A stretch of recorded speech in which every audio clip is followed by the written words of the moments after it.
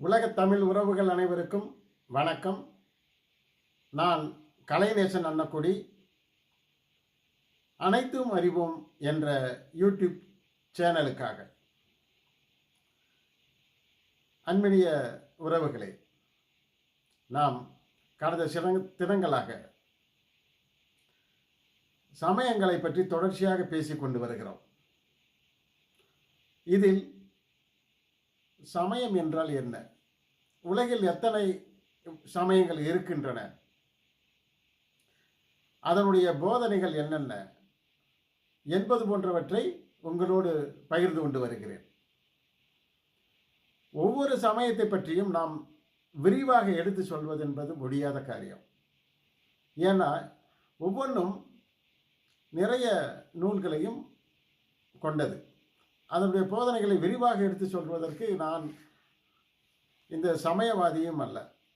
என்னுடைய நோக்கம் போதனைகளை மட்டும் எடுத்துக்கொள்ள வேண்டும். அந்த போதனைகள் என்ன சொல்கின்றன, ஒவ்வொரு மதமும் எப்படிப்பட்ட உயர்ந்த தத்துவங்களை போதிக்கின்றன, அந்த தத்துவங்களை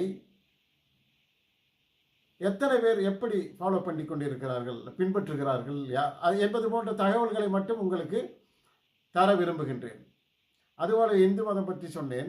இன்றைய தினம் இந்த உலகத்தின் இரண்டாவது மிகப்பெரிய மதமாகிய இஸ்லாம் மதத்தை பற்றி நான் எடுத்து சொல்ல இருக்கின்றேன். இந்த இஸ்லாம் மதமானது கிபி 7ஆம் நூற்றாண்டிலே தோன்றிய மதமாகும். இந்த மதம் கிபி 7ஆம் நூற்றாண்டிலே தோன்றினாலும் இது உலகம் முழுவதும் பரவி உலகத்தினுடைய இரண்டாவது பெரிய மதமாக மிக குறுகிய காலத்திற்குள் மாறி இருக்கின்றது. இது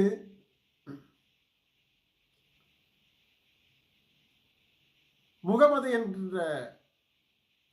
என்பவரால் தோற்றுவிக்கப்பட்டது. முகமது அவர்கள் மெக்காவை பிறந்தவர். 570ஆம் ஆண்டு மெக்காவில் பிறந்தவர். இவருக்கு நபிகள் நாயகம், இறை தூதர், சல் போன்ற உயர் பெயர்கள், மிக உயர்ந்த பெயர்கள் எல்லாம் இருக்கின்றன. இவர் இஸ்லாம் மதத்தினுடைய இறை தூதர் என்று போற்றப்படுகின்றார். இந்த இஸ்லாம் மதத்தில் 2 பிரிவுகள் இருக்கின்றன. சன்னி என்ற